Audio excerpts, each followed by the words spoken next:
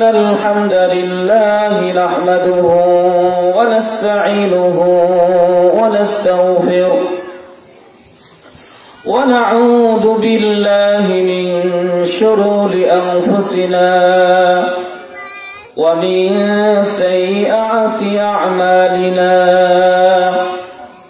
من يهده الله فلا مضل له ومن يضلل فلا هادي له وأشهد أن لا إله إلا الله وحده لا شريك له وأشهد أن محمدا عبده ورسوله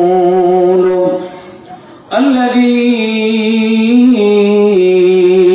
أرسله بالحق بشيرا ونذيرا وداعيا إلى الله بإذنه وسراجا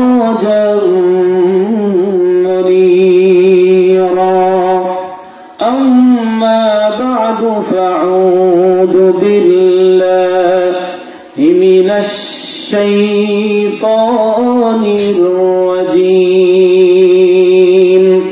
بسم الله الرحمن الرحيم وقرن في بيوتكن ولا تبرزن تبرز الجاهلية الأولى أعوذ بالله من الشيطان الرجيم يا بني أقم الصلاة وأمر بالمعروف ونهى عن المنكر واصبر على ما أصابك إن ذلك من عزم الأمور. وعن أبي هريرة رضي الله تعالى عنه قال قال رسول الله صلى الله عليه وسلم إذا استيقظ أحدكم من نومه فليغسل يده فإن أحدكم لا يدري أين باتت يده رواه إمام موطأ مالك. وعن أبي هريرة رضي الله تعالى عنه قال قال رسول الله صلى الله عليه وسلم ثلاثة دعوات استجاب لهن لا شك فيهن دعوة المظلوم ودعوة المسافر ودعوة الوالد لولده رواه الترمذي. وعن أبي هريرة رضي الله تعالى عنه قال قال رسول الله صلى الله عليه وسلم الدنيا سجن المؤمن والجنة للكافر رواه مسلم। সুন্দর পৃথিবী ছেড়ে চলে যেতে চাই না মন তবু চলে যেতে হয় সুন্দর পৃথিবী ছেড়ে চলে যেতে চাই না মন তবু চলে যেতে হয় ফুল পাখি ফসল আর বনের ছায়া জোছনার আলোতে আহা কি মায়া ফুল পাখি ফসল আর বনের ছায়া জোছনার আলোতে আহা কি মায়া আমারই মন ছুঁয়ে যায় জাগে কত বাসনা রাঙাবো এ জীবন রঙের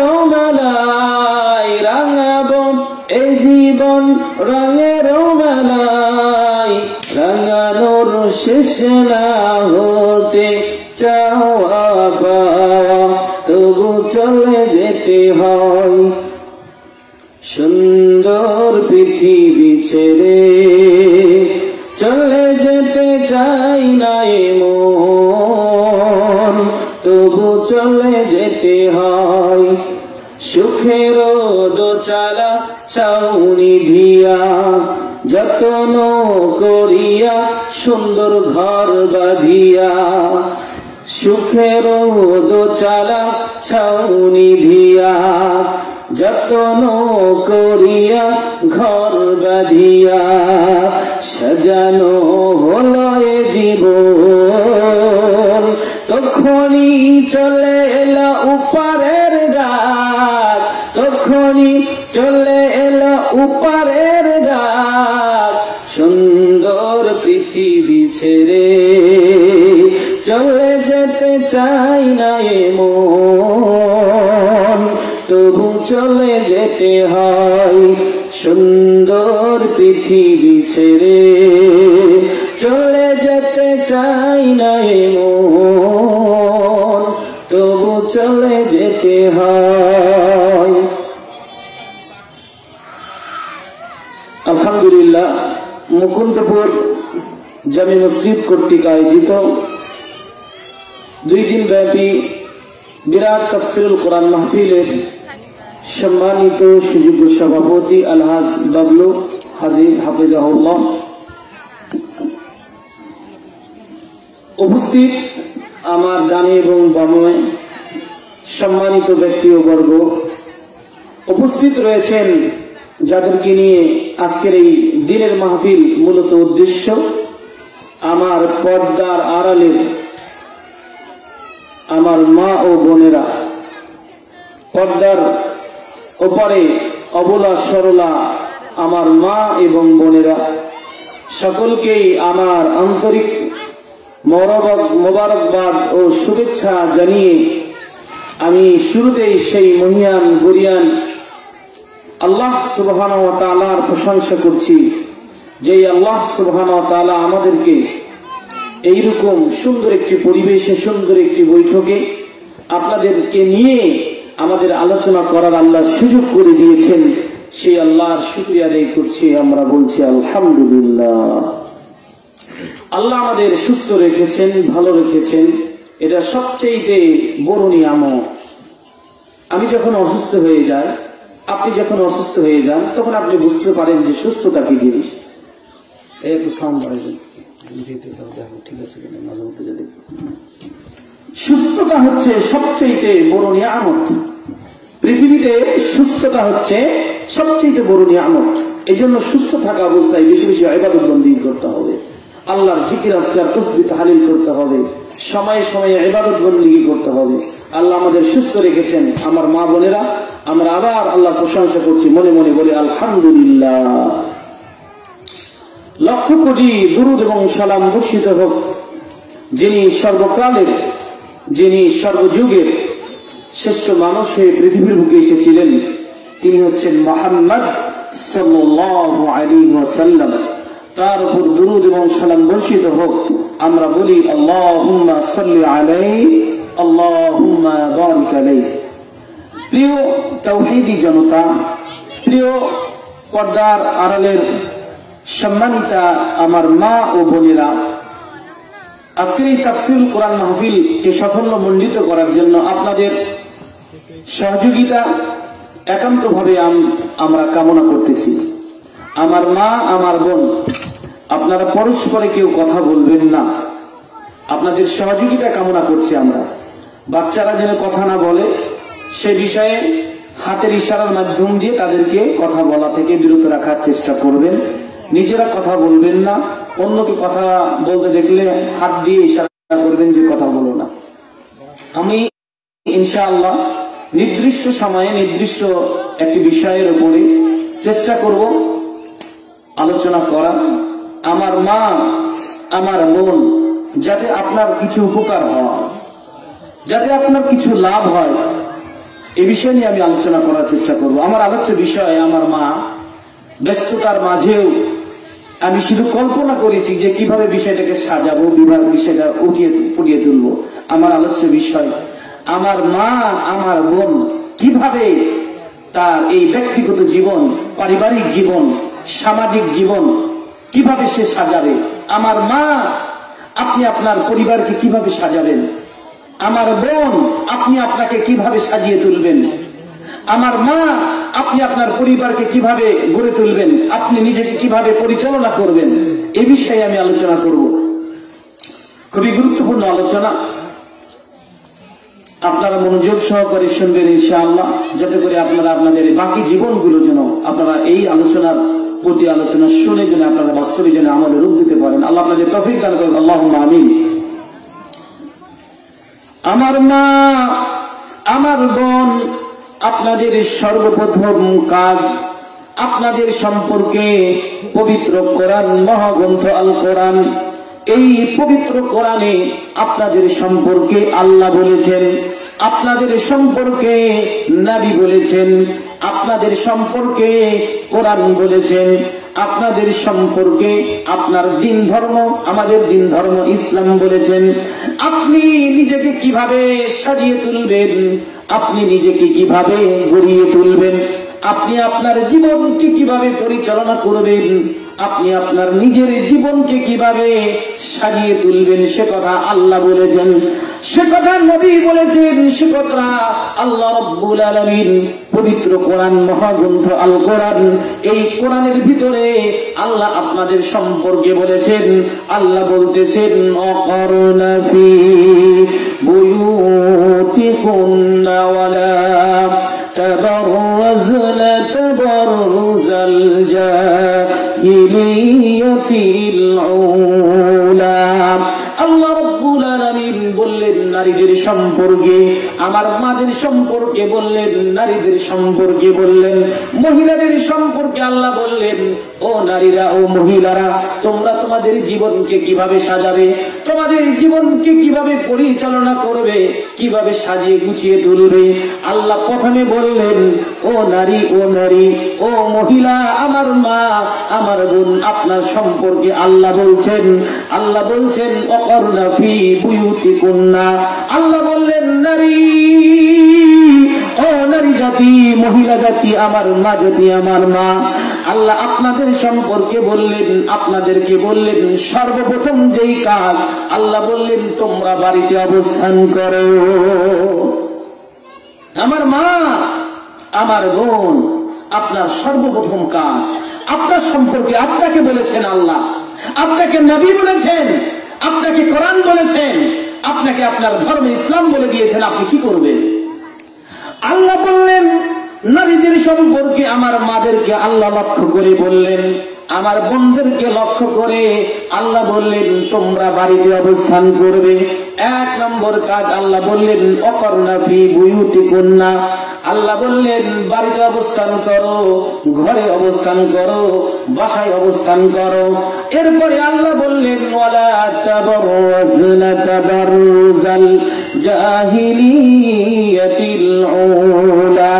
আল্লাহ দ্বিতীয় নম্বরে বললেন, জাহিলি যুগের নারীদের মতো, আইয়ামি জাহিলি যুগের নারীদের মতো তোমরা নিজেদেরকে প্রকাশ করবে না। আমার মা, আমার বোন, আপনাকে আল্লাহ বলেছেন বাড়িতে অবস্থান করতে, বাড়ি থেকে বাইরে বের হওয়া যাবে না, বাড়ি থেকে বাইরে বের হওয়ার কোনো সুযোগ নাই, বাড়ি থেকে বাইরে বের হওয়ার কোনো পথ নাই, বাড়িতে আপনাকে অবস্থান করতে হবে। আপনার স্থান, আপনার থাকার জায়গা, আপনার বসার জায়গা, আপনার ঘোরার জায়গা আল্লাহ আগে বলেছেন নারীদেরকে যে তোমরা বাড়িতে অবস্থান করো, আর বাড়ি থেকে যদি বের হও তাহলে তোমরা পর্দা সাথে করে নিয়ে বের হও। আল্লাহ বললেন, ও নারী, ও মহিলা, তোমরা বাড়িতে অবস্থান করো, বাড়ি থেকে বের হবে না। আর বাড়ি থেকে যদি বের হও পর্দা ছাড়া বের হবে না। আর বাড়ি থেকে যদি বের হও তাহলে তোমরা হিজাববিহীন বের হবে না, হিজাব ছাড়া বের হবে না। বাড়ি থেকে যদি বের হও বোরখা ছাড়া তোমরা বের হবে না।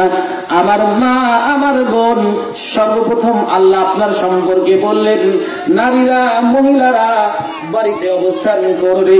আর দ্বিতীয় নম্বরে আল্লাহ বললেন বাড়ি থেকে বের হলেই তারা পর্দা সাথে নিবে। আপনি বাড়িতে অবস্থান করবেন, আপনার মাথায় কাপড় থাকবে, আপনার শরীরে পোশাক থাকবে, মোটামুটি একটা পোশাক হলেই চলবে। কিন্তু যখনই আপনি বাড়ি থেকে, আপনার বাসা থেকে বের হবেন, তখনই আপনার মাথায় কাপড় থাকা আবশ্যক হয়ে পড়বে। যখনই আপনি বাড়ি থেকে বের হবেন তখনই আপনি পর্দা লাগাবেন। যখনই আপনি বাড়ি থেকে বের হবেন তখনই আপনি হিজাব পরবেন। যখনই আপনি বাড়ি থেকে বের হবেন তখনই আপনি বোরখা পরে নিবেন। বাজারে যাওয়ার প্রয়োজন রয়েছে, সাথে বোরখা পরে নিবেন। রাস্তায় বের হবেন, প্রয়োজন আছে আপনার, রাস্তায় বের হবেন, আপনি পোশাক পরে নিবেন, বোরখা পরে নিবেন। আমার বোন, আমার বোন, আপনাকে আল্লাহ বলেছে আমার বোন, আপনি তো মাথায় কাপড়বিহীন স্কুলে যান, আপনি কলেজে যান আমার বোন, আপনি বাজারে যান, আপনি মার্কেট করতে যান।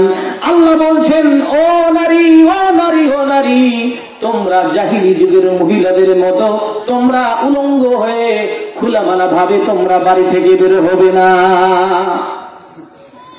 অনেক মা, অনেক আমার বোন রয়েছে যারা পর্দা ছাড়া বাড়ি থেকে বের হয়, শরীরে মাথায় কোনো কাপড় থাকে না, শরীরে বোরখা থাকে না। আমার অনেক বোন রয়েছে যারা স্কুলে যায় বোরখাবিহীন, হিজাববিহীন, পোশাকবিহীন, স্কুলের ড্রেস পরেই চলে গেল, মাথায় কোনো কাপড় নাই, শরীরে কোনো বোরখা নেই, শরীরে কোনো হিজাব নেই, শরীরে কোনো পর্দা নেই। আল্লাহ বলছেন এরা হচ্ছে জাহেল নারী, এরা হচ্ছে মূর্খ নারী। আমার মা, আপনি কি মূর্খ হতে চান? আমার বোন, আপনি কি জাহিল হতে চান? আল্লাহ তাদেরকে জাহিল বলেছে, আল্লাহ তাদেরকে মূর্খ বলেছে যারা এই পর্দাবিহীন, বোরখাবিহীন, হিজাববিহীন বাড়ি থেকে বের হয়ে রাস্তাঘাটে উন্মুক্ত ভাবে চলাফেরা করে। এদেশে আছে না নাই ভাই? আছে। যে সমস্ত নারীরা এইভাবে বোরখা ছাড়া বাড়ি থেকে বের হয়ে স্কুলে যায়, আমার বোন, ও বোন আপনি হচ্ছেন মূর্খ, ও বোন আপনি হচ্ছেন জাহেল। ও বোন, যারা এইভাবে স্কুল কলেজে যায়, স্কুলে যায়, কলেজে যায় বোরখা ছাড়া, আল্লাহ বলছেন এই সমস্ত নারী হচ্ছেন জাহেল। আল্লাহ বললেন এই সমস্ত নারী হচ্ছে মূর্খ।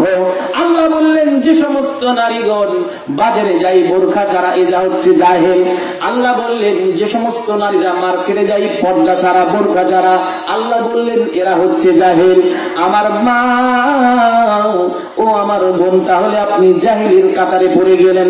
সুতরাং আপনি যদি জাহিলিয়ার কাতার থেকে, জাহিলিয়াত থেকে যদি আপনি আপনার নামটাকে মুছে ফেলতে চান, আপনি যদি জাহেল থেকে, মূর্খ থেকে আপনি আপনার নামটাকে যদি আপনি কাটতে চান, মুছে ফেলতে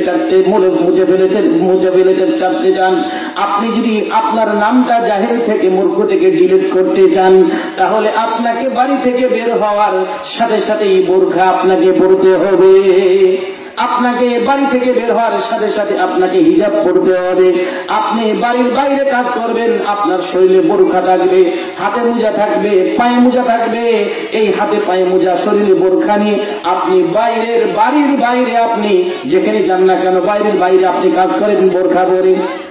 আমি বগুড়াতে, এই মা আমার কথা বলেন না, আমি বগুড়াতে ফুলকোট গ্রামে ছিলাম, তারাবি পড়েছিলাম রমজান মাসে। আলহামদুলিল্লাহ মসজিদের সামনে একটা বাড়ি ছিল, তো ওই বাড়ির এক মহিলা, আলহামদুলিল্লাহ আমি তাকে দেখেছি।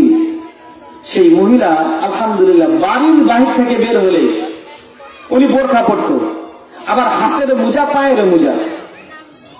এই কথা বলছে কে? দেখেন তো, দেখেন তো, কথা বলছেন কেন? কথা বলিয়েন না। আমার মা, আমি এখানে কোনো গল্প করতে আসে নাই। আমার মনে হয় যদি আপনারা মনোযোগ সহকারে আলোচনা শোনেন, আপনাদের কিছু পরিবর্তন হবে। আর আপনি মনে করেন যে আপনার সন্তান আলোচনা করছে, আর যারা আমার বোন আছে আপনারা মনে করেন যে আপনার ভাই আলোচনা করছে। বাদশাহ দারুল হাদিসের ছাত্র মানে মা আপনার ছেলে। মাদ্রাসা দারুল হাদিসের ছাত্র মানে বোন আপনার ভাই আলোচনা করছে, মাদ্রাসা দারুল হাদিসের ছাত্র মানে মা আমার আপনাকে মনে করতে হবে যে আমার সন্তান আলোচনা করছে। এটা আপনার গৌরবের বিষয়। আপনার সন্তান আলোচনা করলে আপনি মনোযোগ দিয়ে আলোচনা শুনতেন, আপনি ভিডিও লাইভ দেখার চেষ্টা করতেন, সরাসরি দেখার চেষ্টা করতেন যে কিভাবে আলোচনা করছে দেখি। এটা আপনার মনে একটু চাইবে বা যেমন না, আপনি মনে করেন যে আপনার সন্তান আলোচনা করছে, কি বলছে একটু শুনি, কি শিখেছে একটু দেখি।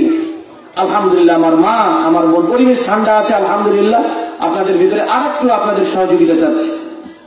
তো সেই বগুড়াতে আমি দেখলাম সেই মহিলাকে, আলহামদুলিল্লাহ উনি দেখলাম যে বাড়ির বাইরে থেকে বের হলেই ওই খ্যার আছে, ধানের খ্যার, ধান থেকে খ্যার হয় পোয়াল, এই খ্যাল পোয়াল মাঠে রোদে দিচ্ছে, দেখতেছি বোরকা পরে এসে কাজ করতেছে। এরপরে হয়তো বা ওই আমের গাছ আছে, আমের গাছের পাতা ঝাড়তেছে, জড়ো করতেছে, দেখছি বোরকা পরে। আমি বলছি আলহামদুলিল্লাহ মাশাআল্লাহ। বলছি যে এটা আমার ছোট থেকে অভ্যাস বেটা, এই অভ্যাসটা আমার ছোট থেকে তৈরি হয়েছে। আলহামদুলিল্লাহ খুব ভালো লাগলো দেখতে। এইরকম মহিলার প্রয়োজন আছে আলহামদুলিল্লাহ। আপনাদের মাঝে এরকম আমার অনেক মা বোন আছে, নাই যে এই কথা আমি বলতেছি না, তবে এই কথা দ্বারা, এই ঘটনা দ্বারা আপনাদেরকে আমি উদাত্ত আহ্বান জানাচ্ছি, আপনারাও বাড়ি থেকে বের হলেই, ঘর থেকে বের হলেই, বাড়ির বাইরে গেলে আপনি বোরখা নিয়ে আপনি কাজ করেন, দেখবেন যে আপনার সম্মান বেড়ে যাবে। আপনার মেয়েটা বাড়ির বাইরে থেকে বের হলেই, বাড়ি থেকে বের হলেই বোরখা দেন, দেখবেন আপনার মেয়ের সম্মান আল্লাহ বাড়িয়ে দিবে। আমার মা আমার বোন, এজন্য আল্লাহ বললেন পবিত্র কোরআনে আপনাদের সম্পর্কে, আপনাদের প্রথম নম্বর কাজ, আপনি আপনার জীবনকে কিভাবে সাজাবেন, আপনি নিজেকে কিভাবে সাজাবেন। প্রথম নম্বর আল্লাহ বললেন ওয়াকারনা ফি বুয়ুতিকুন্না ওয়ালা তাবাররাজনা তাবাররুজাল জাহিলিয়াতিল উলা। আল্লাহ বললেন ও নারীরা, ও মহিলারা, তোমরা বাড়িতে অবস্থান করবে, বাড়ি থেকে তোমরা বের হবে না। বাড়ি থেকে যদি বের হও বোরখা ছাড়া বের হবে না। বাড়ি থেকে যদি তোমরা বের হও পোশাক ছাড়া তোমরা বের হবে না। এমন বোরখা পরবেন, এমন হিজাব পরবেন যাতে করে আপনার শরীরের অঙ্গ প্রত্যঙ্গ গুলো যেন ফুটে না উঠে। অনেক মহিলার এইরকম বোরখা আছে, হিজাব আছে এমন, বোরখা আছে এমন, যেই বোরখা পরলে শরীরের উঁচু নিচু অঙ্গগুলো বোঝা যায়, এর নাম বোরখা নয়, এর নাম বোরখা নয়। মা ও মা, এর জন্য আপনি দায়ী। আপনার মেয়েকে আপনি এই টাইট ফিটিং বোরখা কেন বানিয়ে দিলেন? আপনি কেন আপনার মেয়েকে এই টাইট ফিটিং হিজাব কেন আপনি বানিয়ে দিলেন? আপনি কেন আপনার মেয়েকে এই টাইট ফিটিং আপনি পোশাক বানিয়ে দিলেন? এজন্য সর্বপ্রথম যিনি দায়ী তিনি হচ্ছেন আমার মা। মাই তো সুযোগ করে দিয়েছে নাকি সুযোগ করে দিয়েছে? মা এই জন্য দায়ী থাকবে। ও আমার মা, মনে রাখবেন আপনি বোরখা পরবেন, আপনার মেয়েকে বোরখা পরাবেন, দেখবেন সম্মান বেড়ে যাবে, সম্মান বেড়ে যাবে। আমাদের গ্রামে, আপনাদের এই এদের মাঝেও এমন কিছু কিছু গ্রাম আছে যেই গ্রামে 2-4-5 মহিলা থাকে, 2-4-5 এইরকম 2-4-5টা পরিবার থাকে। যেই পরিবারগুলোতে দেখা যায় যে আব্দুল গনির বাড়িতে পর্দা করে, এরকম আছে সমাজে। আব্দুল গনির বাড়িতে তার স্ত্রীকে পর্দা করায়, তার মেয়েকে পর্দা করাই ছোট থেকে। দেখবেন এইরকম যদি আপনি আপনার পরিবারকে সাজাতে পারেন, আপনার মেয়ের যখন থেকে 7 বছর 8 বছর 10 বছর বয়স হবে, তখন থেকেই তার শরীরে আপনি বোরখা তুলে দিবেন, তখন থেকেই আপনার তার শরীরে আপনি হিজাব তুলে দিবেন, তখন থেকেই আপনি তার শরীরে টাইট ফিটিং নয় হুল্লা পাল্লা ঢিল্লা পিল্লা পোশাক তুলে দিবেন।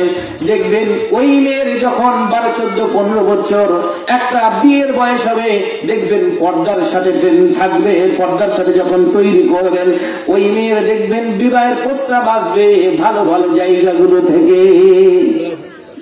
সবাই চায়, সব পুরুষই চায় যে আমার বউটা, আমার স্ত্রীটা যেন পর্দাশীল হয়। কে চায় না ভাই?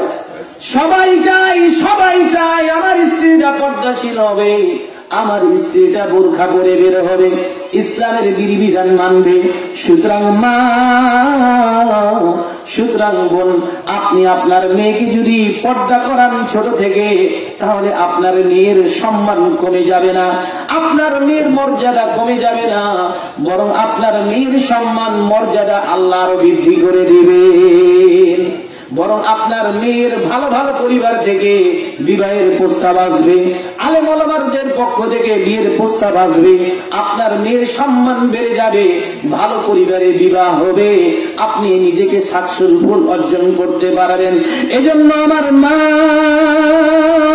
এজন্য আমার বোন, আপনি আপনার জীবনকে কিভাবে সাজাবেন, প্রথম নম্বর কাজ দিলাম আপনাদেরকে, যে কথা আল্লাহ বলেছেন বাড়িতে অবস্থান করতে হবে, বাড়ি থেকে বাইরে বের হওয়া যাবে না। আর দ্বিতীয় নম্বর আপনাদের কাজ দিলাম, দ্বিতীয় নম্বর কাজ, আর যখনই বাড়ি থেকে বের হবেন, যখনই বাড়ি থেকে বাসা থেকে বের হবেন, পর্দা ছাড়া বের হবেন না, পর্দা ছাড়া বোরকা ছাড়া বের হবেন না। আর মেয়েদেরকে ঢিলফিল্লা উল্লাফিল্লা ঢিলফিল্লা পোশাক তৈরি করে দিবেন, এমন পোশাক যাতে করে শরীরের কোনো অংশ বোঝা না যায়। আমার মা, আমার বোন, 2 নম্বর কাজ চলে গেল। আমার মা, আমার বোন, এবার আপনি কিভাবে আপনি দিনকে পরিচালনা করবেন। আমার মা, পৃথিবীতে আমরা যতদিন বেঁচে থাকবো আমরা দুইটি স্থানে অবস্থান করব। একটি স্থান হচ্ছে আমাদের এই দুনিয়া, দুনিয়া বলতে দিন, দিনের ভিতরে আমাদেরকে অবস্থান করতে হবে।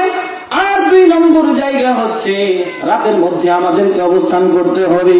পৃথিবীতে আমরা যতদিন বেঁচে থাকবো আমার মা, আমার বোন, আমরা এই 2টা জিনিস থেকে মুক্ত নাই। দিন আসলে দিনের ভিতরে আমাদেরকে থাকতে হবে, রাত আসলে রাতের ভিতরে আমাদেরকে থাকতে হবে। আমার মা ও আমার বোন, এবার আপনি আপনার দিনের সূচনা আপনি কিভাবে করবেন। আপনাদেরকে 2টা অপশন দিলাম, বাড়িতে অবস্থান করতে, দ্বিতীয় নম্বর দিলাম বাড়ি থেকে বের হলে পর্দা করতে, তৃতীয় নম্বর কাজ এবার চলে আসেন আপনি আপনার দিনকে কিভাবে সুন্দরভাবে পরিচালনা করবে। আপনার সারাদিনের কাজ কি হবে, সারাদিনটা কিভাবে আপনি চলবেন, সারাদিন কি কাজ দিয়ে আপনার, কি কাজের মাধ্যম দিয়ে আপনার দিনের সূচনা হবে, কি কাজ দিয়ে আপনি দিনের শেষ করবেন, দিন শেষ করবেন। দিনের সারাদিনের ভিতরে আপনার কি কি কাজ থাকবে, কি কি আপনাকে করতে হবে। আমার মা ও আমার বোন, যাদের নতুন সাংসারিক জীবন রয়েছে তাদের জন্য গুরুত্বপূর্ণ। আমার মা, আমার মাদের জন্য খুবই গুরুত্বপূর্ণ 3 নম্বর পয়েন্ট। আমার মা, কারো আমার মায়ের বয়স এখন পর্যন্ত 40 হয়ে গিয়েছে, কারো বা 50-60 বছর হয়ে গিয়েছে, কারো আবার কেবলমাত্র বিবাহ হয়েছে। আমার অনেক বোনের একটা ছেলে একটা মেয়ে হয়েছে, অথবা 2-4-5 বছর হলো বিবাহ হয়েছে, অথবা 2-4 মাস হয়েছে, অথবা বিবাহের উপযুক্ত হয়েছে। ও আমার বোন, ও আমার মা, আপনি দিনের সূচনা কি করবেন, কিভাবে দিনকে আপনি পরিচালনা করবেন, কি পদ্ধতি আপনি অবলম্বন করবেন। আমার মা, দিনের সূচনা এবার দেখেন, এবার আসেন দিনের সূচনা। ঘুমিয়ে যাবেন, ঘুম থেকে উঠে আপনার দিন কিভাবে শুরু হবে। আমার মা, একটু পয়েন্টগুলো লিখে রাখতে পারেন। আমার যারা বোন রয়েছে, বিচক্ষণ বোন, মেধাবী বোন, আমার খুব মনোযোগ সহকারে শুনেন। 1 নম্বর পয়েন্ট, দিনের সূচনা কি দিয়ে আপনি শুরু করবেন, দিনকে কি দিয়ে শুরু করবেন, দিনটা আপনার কি দিয়ে শুরু হবে। 1 নম্বর কাজ মনে রাখবেন আর বলবেন। আফতাবউদ্দিন, আমার এক ছেলে এসেছিল বাজার থেকে, বলে গিয়েছে কিভাবে দিন শুরু করতে হবে, কিভাবে দিন পরিচালনা করতে হবে। আমার সন্তান বলে গিয়েছে। বোন আপনি বলবেন, বোন আপনি মনে করবেন আমার ভাই এসেছিল, আমাদেরকে বলে গিয়েছে কিভাবে আমরা দিনের সূচনা শুরু করব, কি দিয়ে আমাদের কি কি কাজের মাধ্যম দিয়ে আমাদের দিন শুরু হবে। যেহেতু দিন থেকে আমরা মুক্ত নয়, মুক্ত নাকি ভাই, দিনের ভিতরে থাকতেই হবে, রাতের ভিতরে থাকতেই হবে। এই 2টা জিনিস আমাদেরকে অবস্থান করতেই হবে, কোনো পথ নাই। আমার মা, আমার বোন, মনোযোগ সহকারে শোনেন। 1 নম্বর কাজ, ঘুম থেকে যখন উঠবেন মনোযোগ সহকারে শোনেন, একটু একটু করে মুখস্থ রাখার চেষ্টা করবেন, ভুলে যাবেন না। ঘুম থেকে যখনই জাগ্রত হলেন, সর্বপ্রথম আপনার কাজ হবে আপনাকে আগে দোয়া পড়তে হবে। দোয়া, যেই দোয়া রাসূলুল্লাহ সাল্লাল্লাহু আলাইহি ওয়াসাল্লাম শিখিয়ে দিয়েছেন আমার মা। ও আমার বোন, আপনারা অনেকেই আছেন এই দোয়া হয়তো বা পড়েন, অনেক আমার বোন আছে এই দোয়া পড়েন না, অনেক আমার মা আছে হয়তো বা এই দোয়া পড়েন না, অনেক মা আমার এইরকম আলহামদুলিল্লাহ অনেক মা আছে, অনেক মহিলা আছে পরেশগার, এটা আমাদের জানা আছে। আমাদের কোন সময় ডাকে, বিভিন্ন প্রয়োজন পড়ে, ফতোয়া ফারাইজ মাসলা মাসাইল বিভিন্ন জায়গায় জিজ্ঞেস করে।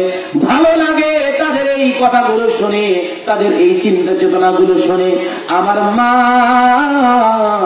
আপনি আমলের ভিতরে থাকবেন, আপনি কাজের ভিতরে থাকবেন, আমলের ভিতরে থাকবেন। সর্বপ্রথম ঘুম থেকে কাজ হবে, আপনাকে 1 নম্বর দোয়া পাঠ করতে হবে। আলহামদুলিল্লাহিল্লাযী আহইয়ানা বা'দামা আমাতানা ওয়া ইলাইহিন নুশুর। আমার মা, আমার বোন, 1 নম্বর কাজ, যাদের আপনাদের এই দোয়া মুখস্থ আছে আলহামদুলিল্লাহ, আপনারা নিয়মিত কালকে থেকে পাঠ করবেন। আপনি এই দোয়া পড়বেন, আলহামদুলিল্লাহিল্লাযী আহইয়ানা বা'দামা আমাতানা।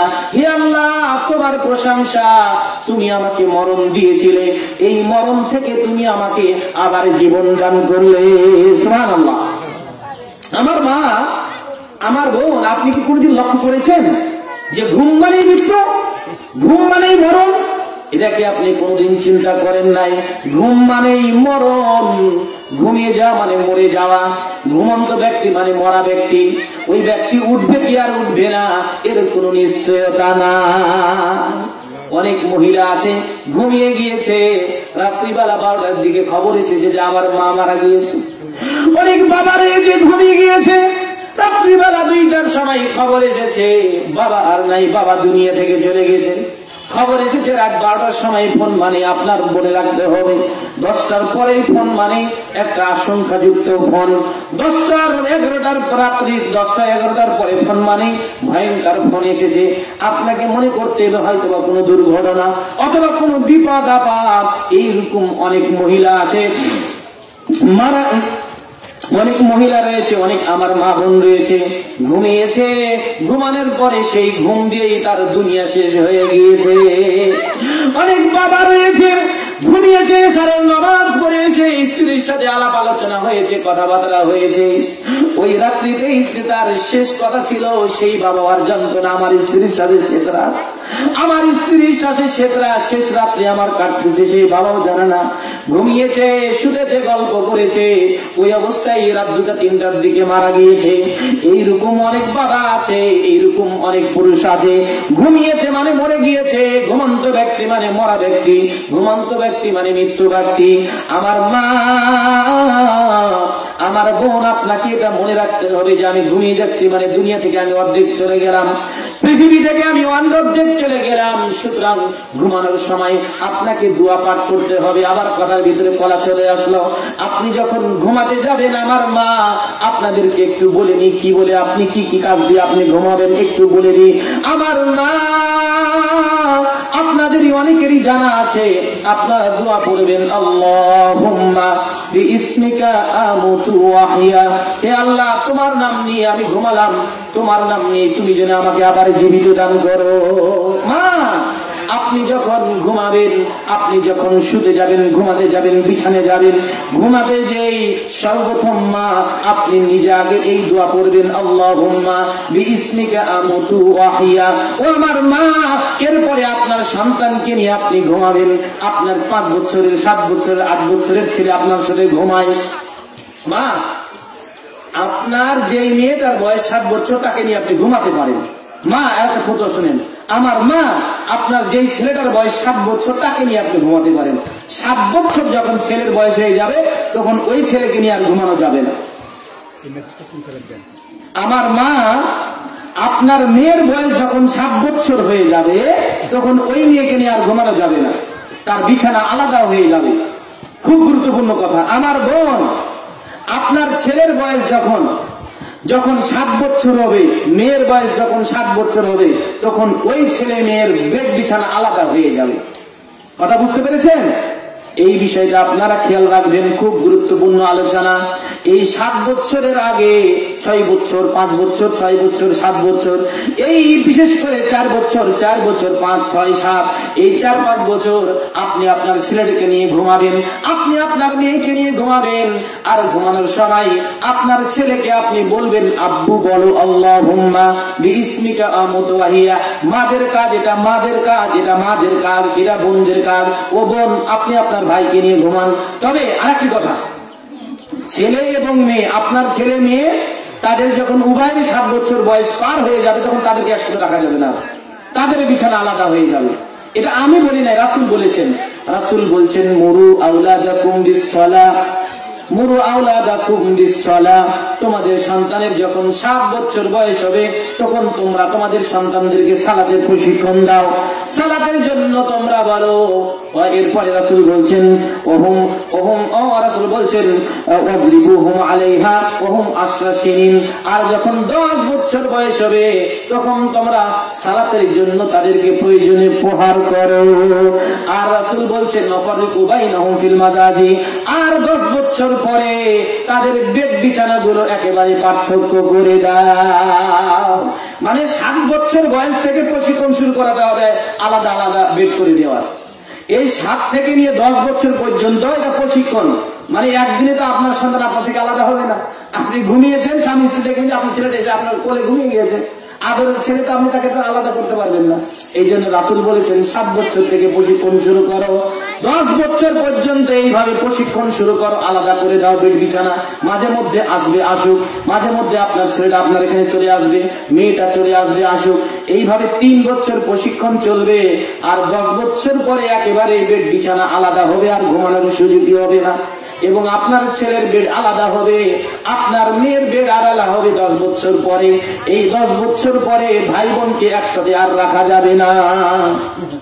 কথা বুঝতে পেরেছেন? গুরুত্বপূর্ণ কথা আমার মা বোন। এই জন্য আপনার ছেলেকে নিয়ে আপনি ঘুমাবেন 7 বছর বয়সের আগ পর্যন্ত। আপনি যখন ঘুমাতে যাবেন, আপনার ছেলেকে বলবেন, এই দোয়া শিখিয়ে দিবেন, আল্লাহুম্মা বিইসমিকা আমুতু ওয়া হিয়া।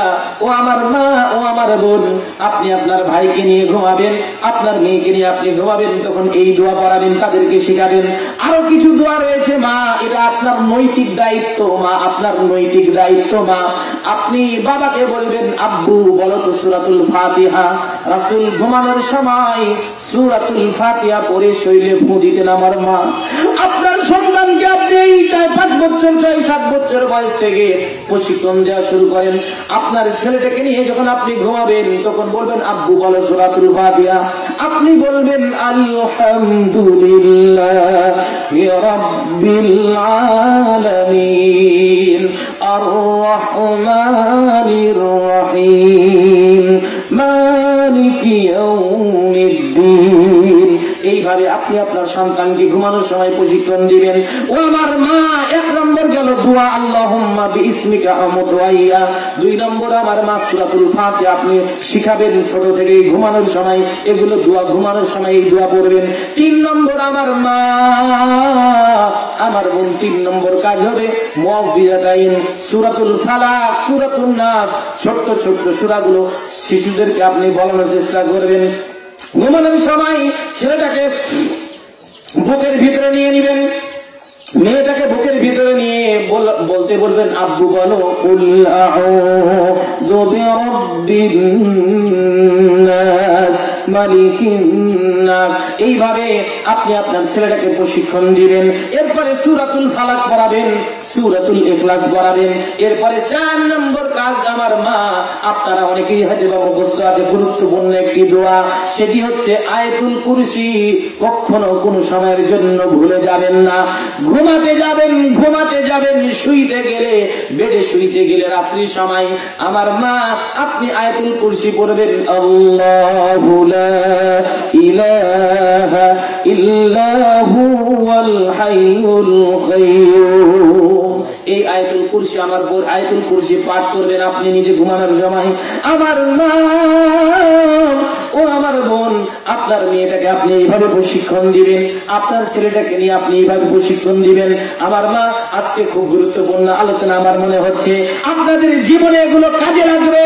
জীবনকে সাজাতে গিয়ে, জীবনকে পরিচালনা করতে গিয়ে, সুন্দরভাবে জীবনকে সাজাতে গিয়ে, পরিচালনা করতে, ইসলামিক পরিবার করতে, ইসলামিক পরিবার গঠন করার জন্য এই ভূমিকাগুলো একজন মা পালন করবে। মায়ের এগুলো নৈতিক দায়িত্ব।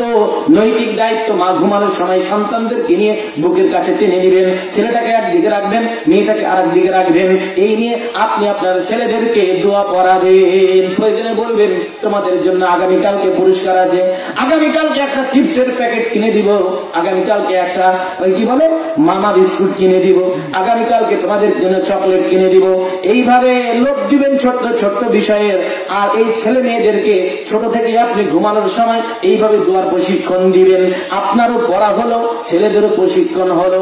আমার মা, আমার বাস্তব কথা বলছি, আমার মা আমাদেরকে ছোটকালে এইভাবে দোয়া পড়িয়ে দিয়েছে।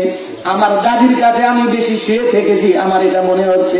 দাদি এখনো বেঁচে আছে, আমার দাদি। আমার দাদির কাছে শোয়ার জন্য আমার মায়ের কাছে আমি শুয়ে চাইতাম না ছোট থেকে, কি যে আল্লাহ ভালো জানে। আমার এটা খুব মনে হচ্ছে, আমার মা ঘুমাতে দিত না অনেক সময় দাদির কাছে, তা আমি সেই কাটাকাটি করতাম যে না, দাদির কাছে ঘুমাবো, দাদির কাছে ঘুমাবো, এটা ভালো লাগে। আমরা সবাই, আমি না, আমার ভাই বোন, তারপর আমার চাচাতো বোনের, আমাদের একটাই বাড়ি ছিল, এখনো এক বাড়িতে আছে, অনেক আলাদা হয়ে গিয়েছে। তো দাদির কাছে ঘুমানোর জন্য সবাই একবার তোলপাড় শুরু করতো। রাতে হলে দাদির কাছে আগে শুতে হবে, আগে বেড নিতে হবে। আর আমার দাদি আমাদেরকে নিয়ে শুইতো ঠান্ডার সময়। দাদি বলতো আমার পায়ের ভিতরে তোরা পা ভরে দে, তাহলে তোদের পা ঠান্ডা ঘুরে বেড়াচ্ছে, গরম হয়ে যাবে। আলহামদুলিল্লাহ, এইভাবে দাদির কাছে শুয়ে থাকতাম। দাদির পায়ের ছোট আমাদের পা ঠান্ডা গরম হয়ে যেত, ছোটবেলার কথা। আমার দাদির কাছে শুনতাম। তো আমার দাদি, আমার মনে আছে, আমাদেরকে তখন শিখাতো পহিলা কালেমা, মহিলা মানুষ তো, পহিলা কালেমা, কালেমায়ে তৈয়বা, তারপরে কালেমায়ে শাহাদাত, এগুলো আমাদেরকে পড়াতো, আয়াতুল কুরসি পড়াতো। আমার দাদি এখনো বেঁচে আছে আলহামদুলিল্লাহ। আল্লাহ তাকে হেফাজত করুক, আল্লাহ তাকে ভালো রাখুক, যতদিন বেঁচে থাকবে আল্লাহ যেন তাকে যেন সুস্থ অবস্থায় বেঁচে রাখে, আল্লাহ সে তৌফিক দান করুক, আল্লাহুম্মা আমিন। আমার দাদিকে আল্লাহ ইসলামের জন্য, দ্বীনের জন্য কবুল করুক, আল্লাহুম্মা আমিন। আমার দাদির 6টি সন্তান, আমার বাচ্চা যারা সবাই আলহামদুলিল্লাহ আলেম, সবাই হুজুর। এটা আমার দাদির জন্য সৌভাগ্য কপাল। আমার দাদি বলে যে তোর চাচতো দাদারা, ওই আব্দুল সাত্তার আর আব্দুল সালাম, ওরা শুধু জমি কিনেছে, কষ্ট করে করে জমি কিনেছে, কিন্তু তাদের সন্তানকে তারা পড়ায়নি। আর তোর দাদা, আমার দাদি বলে যে তোর দাদা তোর বাপ চাচারাকে জমি কিনে নাই, বরং আরো জমি বিক্রি করে পড়ানোর চেষ্টা করেছে, তারা আলেম তৈরি করে গেছে আমার দাদা, আলহামদুলিল্লাহ। এটা সাবজেক্ট জানিয়ে পাবে।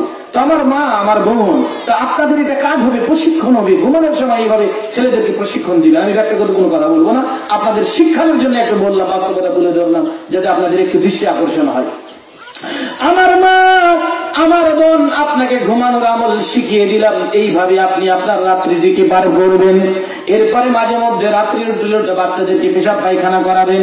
আপনাদের কষ্ট হয় না, এই কথাও জানি। মা মানেই হচ্ছে সুখ শান্তি। মা ছেলের কষ্টকে কোনোদিন কষ্ট মনে করে না, মা মেয়ের কষ্টকে কোনোদিন কষ্ট মনে করে না। কিন্তু আমরা যারা সন্তান, আমরাই হচ্ছে বরুণী মুখারাম। আমরা মাদের কষ্ট ভুলে যাই। আরে তোমার মায়ের কোলে বারবার পেশাব করেছো, তোমার মায়ের কোলে তুমি বারবার পায়খানা করেছো, টয়লেট করেছো, হাগিয়েছো, টয়লেট করেছো, বারবার এই টয়লেটের চোটে, পেশাবের চোটে তোমার মায়ের বুকখানা ভিজে গিয়েছে। তোমার মায়ের বুকখানা পেশাব পায়খানায় ভরপুর হয়েছে। কোনদিন এই জনম দুঃখিনী মা কষ্ট মনে করে না, কোনদিন এই জনম দুঃখিনী মা অসন্তুষ্ট জনম দুঃখিনীর মায়ের মনের ভিতরে আসে নাই। মা এটাকে আনন্দ চিত্তে গ্রহণ করেছে, অথচ ওই মা আজকে আপনার রূপ ধারণ করেছে। আমার মা কোনদিন কষ্ট মনে করেন নাই, আপনারাও মনে করেন না। মাদের এটা স্বভাব, মাদের এটা আদর্শ। মারা কোনদিন কষ্ট মনে করে নাই, আনন্দ চিত্তে এটাকে গ্রহণ করেছে। বাচ্চা কোলে কোলে পেশাব করে দিয়েছে, বাচ্চা কোলের ভিতরে টয়লেট করে দিয়েছে, তখন আস্তে করে পেটে নাড়া দিয়ে বলছে, দুষ্ট বাবা পেশাব করে দিলে। দুষ্ট বাবা পায়খানা করে দিলে, টয়লেট করে দিলে, অথচ মায়ের এই দুষ্ট বাবাটা বলা ছিল মধুর ডাক, মায়ের এই কথাটা ছিল সন্তুষ্টজনক ডাক। মা এটাকে কোনোদিন কষ্ট মনে করে নাই, জনম দুঃখিনী মা এটাকে আনন্দ চিত্তে সন্তোষ চিত্তে গ্রহণ করেছে। আমার মারা এইরকমই, পৃথিবীর সব মা এইরকম মা কখনো সন্তানের জন্য পর হয় না। বউ ভাত খেতে দেয়নি, মা গোপনে গোপনে ওই সন্তানকে খাবার দিয়েছে। ছেলে আলাদা হয়ে আছে, আবার বাপ বলেছে যে তার বউ নাই, তাকে ভাতও দিবি না, যেটা আমাদেরকে খেলায় না। এরপরে মা গরিব মানুষ, কষ্ট করে গোপনে ওই সন্তানকে নিজে না খেয়ে মা দুটা খাওয়ার ব্যবস্থা করে সন্তানদেরকে। পৃথিবীর মাদের এই অবস্থা।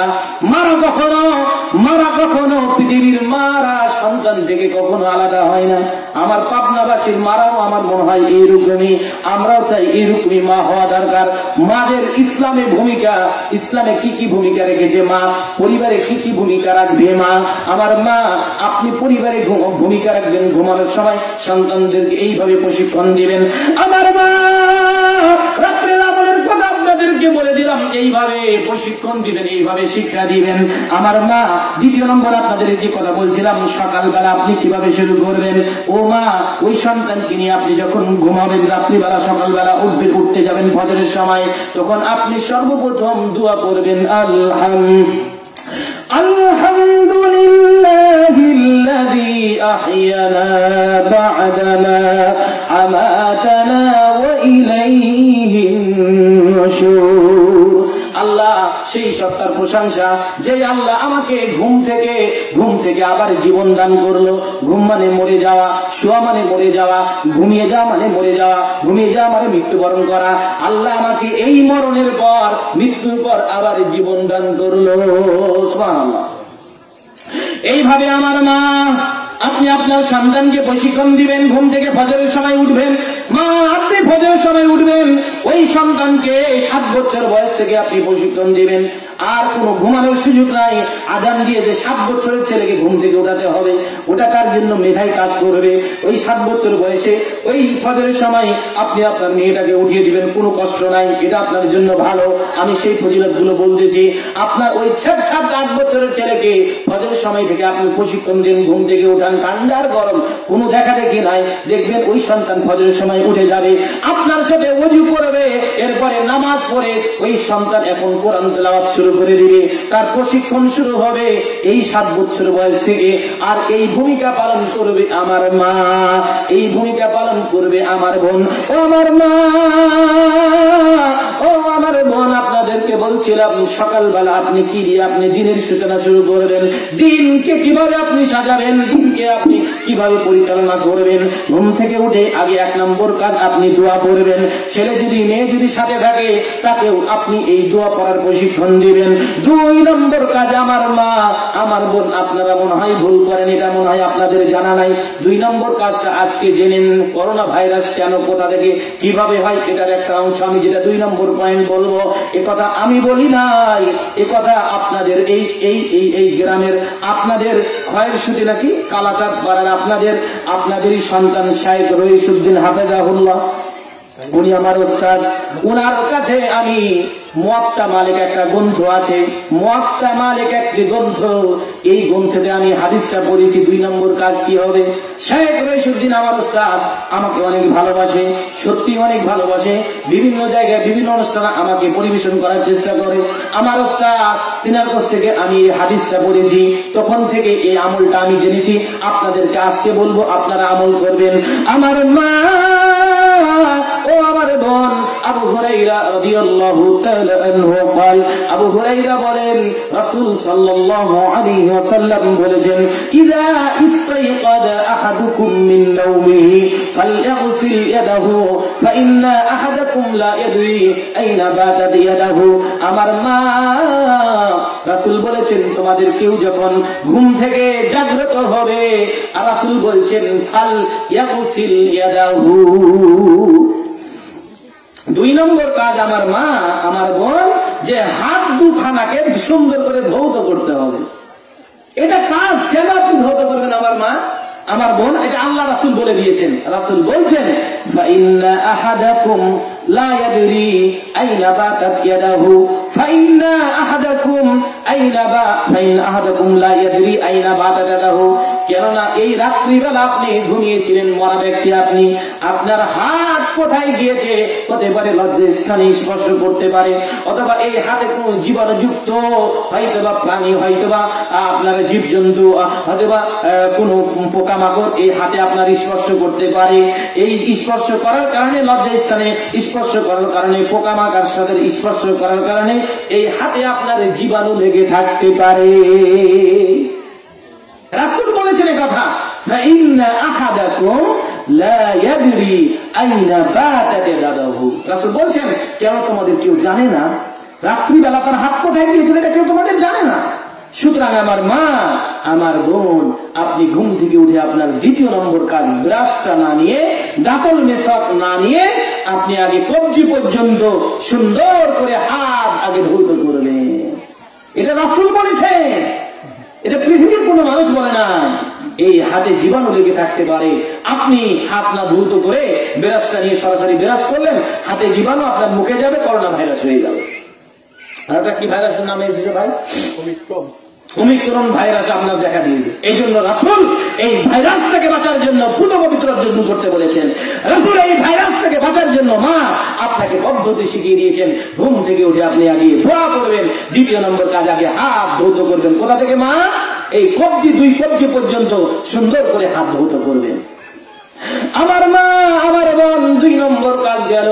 3 নম্বর কাজ আপনি কি করবেন আমার মা ও আমার বোন? 3 নম্বর কাজ হচ্ছে সুন্দর করে আপনি এখন পুত পবিত্র অর্জন করবেন। পেশাব পায়খানা প্রয়োজন থাকলে সেগুলো সেরে নেবেন। এরপরে আপনি মিসওয়াক করবেন। 3 নম্বর কাজ মিসওয়াক এবং ওযু একসাথে। ফজরের সবাই উঠে গিয়েছেন, আযান দিয়েছে মুয়াজ্জিন, ওঠার পরে দোয়া পড়লেন, এরপরে আপনি হাত ধৌত করলেন। 3 নম্বর কাজ আপনি ব্রাশ করবেন, ব্রাশ এবং ওযু একসাথে। আপনি মিসওয়াক করবেন, নিমের দাঁতল দিয়ে পারলে মিসওয়াক করবেন, এটা হচ্ছে সুন্নাহ। একদিক আপনার মিসওয়াক থাকবে, এই মিসওয়াক দিয়ে দাঁত পরিষ্কার করে নেবেন।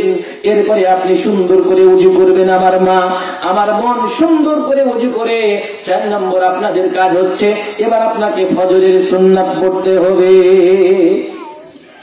এবার ফজরের সুন্নাত এবং জামাতে যদি সুযোগ দরকার নাই, আপনি বাড়িতে নামাজ পড়বেন। পারলে জামাতে আসলে, নিরাপত্তা থাকলে আসবেন, আর নিরাপত্তা যদি না থাকে তাহলে মা আপনার মসজিদে ফজরের সময় আসার প্রয়োজন নাই, আপনি বাড়িতে নামাজ পড়বেন। সুন্নাত নামাজ এবং ফরজ নামাজ 4 নম্বর কাজ। সুন্নাত নামাজ এবং ফরজ নামাজ 2 রিকাত করে 4 রিকাত ফজরের নামাজ হয় আমার মা ও আমার বোন। এবার আপনি ফজরের সুন্নাত পড়বেন। রাসূল সাল্লাল্লাহু আলাইহি সাল্লাম বলেছেন, হাদিস আমার মুখস্থ ছিল, আমাদের এক ওস্তাদ শেখ আব্দুর রাজ্জাক নাটুরি হাফেজাহুল্লাহ, উনি আলহামদুলিল্লাহ, উনার একটা বৈশিষ্ট্য, উনি একদিন আমাদের ফজরের সময় ক্লাস হচ্ছিল, ফজরের সময় আমরা মাদ্রাসা দারুল হাদিসে কোরআন তেলাওয়াত করি, কোরআন পাঠ করি।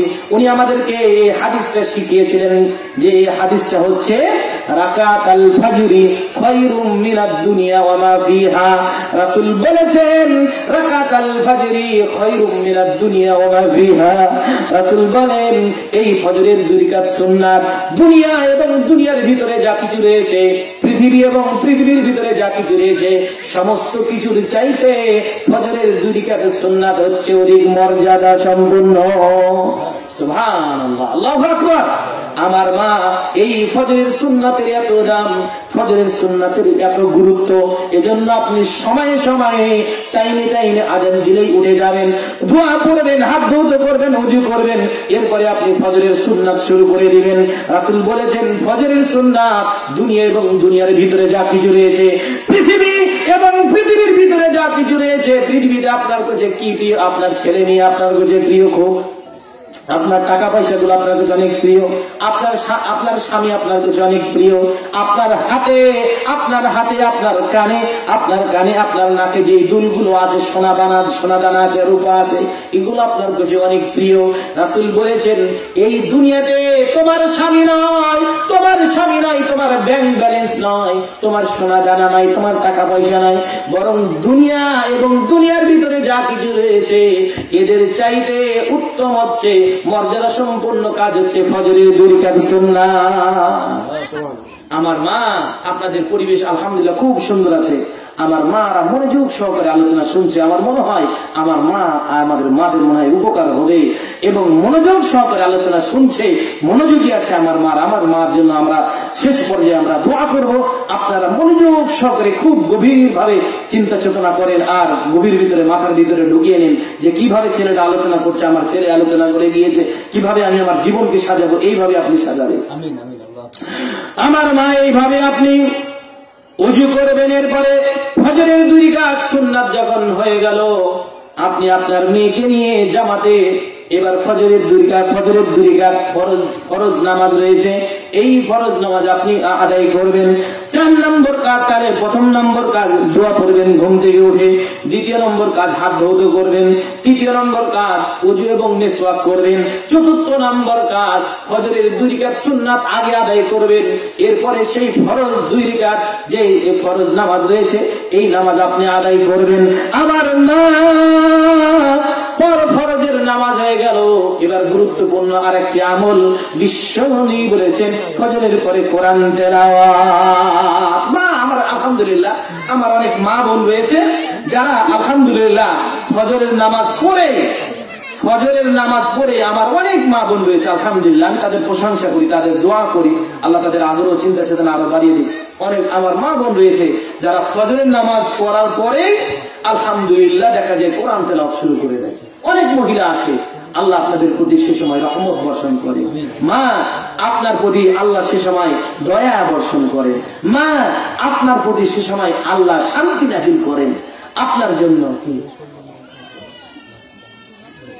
আমার মা, আমার বোন, আমার মা ও আমার বোন, 5 নম্বর কাজ হলো তাহলে আপনি এখন কোরআন তেলাওয়াত করবেন। রাসূল বলেছেন ওয়ামাস্তামা কওমুন ফি বাইতিন মিন বুয়ুতিল্লাহ ইয়াতলুনা কিতাবাল্লাহ ওয়া ইয়াতাদারাসুনাহু বাইনাহুম ইল্লা নাযালাত আলাইহিমুস সাকিনাহ। আল্লাহ রাসূল বলেছেন যেখানে কোরআন তেলাওয়াত হয় এই জায়গাতে আল্লাহর পক্ষ থেকে স্বয়ং শান্তি নাজিল হতে থাকে। এই জায়গাতে স্বয়ং আল্লাহর পক্ষ থেকে রহমত নাজিল হতে থাকে। এই কোরআন তেলাওয়াতের জায়গাতে আল্লাহর পক্ষ থেকে রহমত এবং বরকত নাজিল হতে থাকে। আমার মা ও আমার বোন, 5 নম্বর কাজ খুব গুরুত্বপূর্ণ কাজ। ও মা, আপনার সংসারে বেলে বরকত হয় না। মা আপনি বরকত কিভাবে নিয়ে আসবেন? আপনার বরকতের জন্যই বলছি, পরিবারকে কিভাবে সাজাবেন এই পদ্ধতিগুলো যদি অবলম্বন করেন ও আমার মা ও আমার বোন, তাহলে আপনার পরিবারের ভিতরে কোনো অশান্তি থাকবে না, পরিবারের ভিতরে কোনো ঝাই ঝামেলা থাকবে না, পরিবারের ভিতরে কোনো ঝগড়াঝাটি থাকবে না, পরিবারের ভিতরে আপনার যে অভাব এই অভাব থাকবে না। ও মা, অনেক মা বোন রয়েছে যারা কোনোদিন ফজর নামাজই পড়ে না, যারা কি বলে যে কোরআন তেলাওয়াত করে না। কোরআন যদি তেলাওয়াত না করেন, নামাজ যদি না পড়েন, তাহলে আপনার বাড়িতে বরকত হবে কিভাবে? আপনার স্বামী শুধু হারাম টাকা, হারাম আর হারাম এই উপার্জন করে। মা, এই ক্ষেত্রে আপনাকে সবচেয়ে বড় ভূমিকা পালন করতে হবে। আপনার এই স্বামীর হারাম হারাম হারাম উপার্জন মা আপনি বন্ধ করেন। মা, এর জন্য আপনাকে ভূমিকা পালন করতে হবে। আপনি স্ত্রী হিসাবে আপনার দায়িত্ব আপনি পারবেন। একজন পুরুষকে দামাতে কাহিল করতে, একজন পুরুষকে দুর্বল করতে একটা নারী পারে, একটা মহিলা পারে, এটা আমাদের ভালো করে জানা আছে, এটা ইতিহাস প্রমাণ করে। এই জন্য একজন মা, একজন আমার বোন, একজন আমার ভাবি আপনার স্বামীকে হারাম উপার্জনের জন্য সবচাইতে যিনি বেশি ভূমিকা পালন করবে তিনি হচ্ছেন একটা পরিবারের একজন স্ত্রী। মা, আপনি কি চান না আপনি আয়েশার মতন হবে? মা, আপনি কি চান না আসিয়ার মতন হবেন? সুসংবাদ প্রাপ্ত যারা, মা আপনি কি চান না আপনি খাদিজার মতন হবেন? ও মা, আপনি কি চান না আপনি সুমাইয়া রাদিয়াল্লাহু তাআলা আনহা, প্রথম শহীদ হয়েছেন সুমাইয়া, তার লজ্জাস্থানে ওই কি বলে যে ওই ফাল ভরে বল্লম ভরে তাকে শহীদ করা হয়েছে সুমাইয়া রাদিয়াল্লাহু তাআলা আনহা। ও মা, আপনি কি চান না যে আপনি এরকম হন? অবশ্যই আপনি চান। ও আমার মা, অবশ্যই আপনি চান। সুতরাং আমার মা, আমার বোন, আপনাদেরকে এইরকম আদর্শ গঠন করতে হবে, এইরকম চরিত্র গঠন করতে হবে। যে কথা বলতেছিলাম, আমার মা, আপনি দিনটা শুরু করবেন কোরআন তেলাওয়াতের মাধ্যম দিয়ে। ফজরের নামাজ হয়ে গেল, এরপরে আপনি কোরআন তেলাওয়াত শুরু করে দেন। যতটুক পারেন ততটুক পড়েন, বেশি আপনাকে পড়তে হবে না, অল্প হলেও আপনি পড়েন। দেখবেন আপনার পরিবারের ভিতরে আল্লাহর পক্ষ থেকে শান্তি নাজিল হবে। দেখবেন আপনার পরিবারের ভিতরে আল্লাহর পক্ষ থেকে বরকত নাজিল হবে, শান্তি নাজিল হবে। রহমত নাজিল হবে, আপনার পরিবারের সব যেই ঝামেলা দূরীভূত হয়ে যাবে, পরিবারের অভাব অনটন দূর হয়ে যাবে, বরং পরিবারের টাকা পয়সাতে বরকত নাজিল হবে, টাকা পয়সা বৃদ্ধি হবে।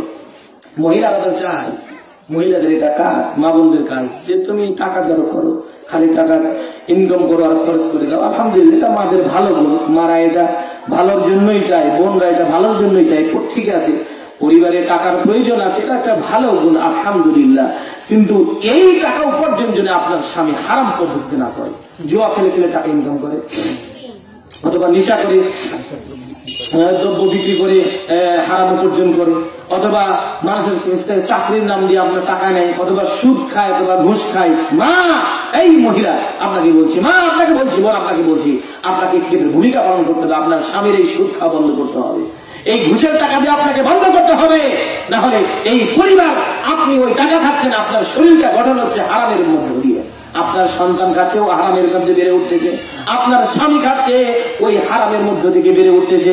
মা, মনে রাখবেন, আপনি হয়তো বা ভালো মহিলা, কিন্তু আপনার স্বামীটা ভালো নয়, ওই জন্য ওই যে টাকা ইনকাম করতেছে, সেই টাকা আপনিও ভোগ করতেছেন, আপনার শরীরের ভিতরে যাচ্ছে, এই শরীরটা আপনার হারাম দিয়ে লালিত পালিত হচ্ছে। এ ভাই, আমি কথা ভুল বলেছি নাকি? আছে না নাই? তাহলে মা ভালো, স্ত্রী ভালো, কিন্তু স্বামী ভালো না, এরকম অনেক পরিবার আছে। এই জন্য স্বামীকে বিভিন্ন পদ্ধতি অবলম্বন করতে হবে না, স্ত্রীকে বিভিন্ন টেকনিক পদ্ধতি অবলম্বন করতে হবে, যে কিভাবে আমার স্বামীকে ভালো করা যায়, এটা আপনাকে ভূমিকা পালন করতে হবে। আর আপনার স্বামীর দুর্বলতা আপনি কোনোদিন কোনো মানুষের কাছে প্রকাশ করবেন না, আপনার স্বামীর দুর্বলতা আপনি কোনোদিন কোনো মানুষের কাছে প্রকাশ করবেন না। যদি আপনি প্রকাশ করেন, তাহলে অন্যান্য মহিলারা আপনাকে ছোট চোখে দেখবে, আপনাকে দুর্বল চোখে দেখবে, আপনাকে ছোট চোখে দেখবে, আপনাকে আর ভালোবাসবে না, আপনাকে ঘৃণা মনে করবে। এজন্য মা, আরেকটি গোপন পদ্ধতি আপনাদেরকে বলে দিই, নিজের দুর্বলতা, নিজের গোপন বিষয়ে খবরদার কোনো মহিলাকে বলবেন না, না হলে ওই মহিলারা আপনার সমালোচনা করবে, আপনার দুর্নাম করবে, আপনাকে ছোট চোখে দেখবে। আপনাকে বড় হয়ে চলাফেরা করতে আমি বলি নাই, তবে নিজের দুর্বলতা কোনো মহিলার কাছে প্রকাশ করবেন না, না হলে ওই মহিলা আপনাকে ছোট চোখে দেখবে, ছোট ভাব মনে করবে, আপনাকে মূল্যায়ন করবে না, আপনাকে দাম দিবে না। এই জন্য নিজের যে কোনো গোপন বিষয় আছে স্বামী স্ত্রীর, খবরদার কোনো মহিলার কাছে প্রকাশ করবেন না। প্রয়োজনে আপনি সেই দুর্বলতার জন্য নামাজ পড়ে, সালাত আদায় করে আল্লাহর কাছে দোয়া করবেন, হে আল্লাহ, আমার স্বামীকে তুমি ভালো করে দাও, আমাদের পরস্পরের ভিতরে ভ্রাতৃত্ব বন্ধন, ভালোবাসা তুমি তৈরি করে দাও। এইভাবে স্বামীর জন্য দোয়া করবেন, দেখবেন আল্লাহ হয়তো আপনার একদিনের দোয়া কবুল করবে। দোয়া কবুল করে আপনার স্বামীকে আল্লাহ হয়তো বা আপনি যে উদ্দেশ্যে দোয়া করছেন, সেই উদ্দেশ্যটা হয়তো বা কবুল হয়ে যাবে। আমার মা, আমার বোন, 5 নম্বর আপনাদের কাজ দিলাম, কোরআন তেলাওয়াত করবেন, কোরআন পড়বেন। রাসূল বলেছেন, মান ক্বারাআ হারফান মিন কিতাবিল্লাহ ফালাহু বিহি হাসানাতুন ওয়াল হাসানাতু বিআশরি আমসালিহা। ও আমার মা, ও আমার বোন, কথা বলিয়েন না, আমরা নির্দিষ্ট সময় আলোচনা শুরু করব, নির্দিষ্ট সময় আলোচনা শেষ করব। রাসূল বলেছেন, এই মহাগ্রন্থ আল কোরআন থেকে যে ব্যক্তি একটি হরফ পড়বে, রাসূল বলেছেন, ফালাহু বিহি হাসানা ওয়াল হাসানাতু বিআশরি আমসালিহা, ওই ব্যক্তির জন্য 10টি নেকি হবে। সুবহানাল্লাহ, সুবহানাল্লাহ।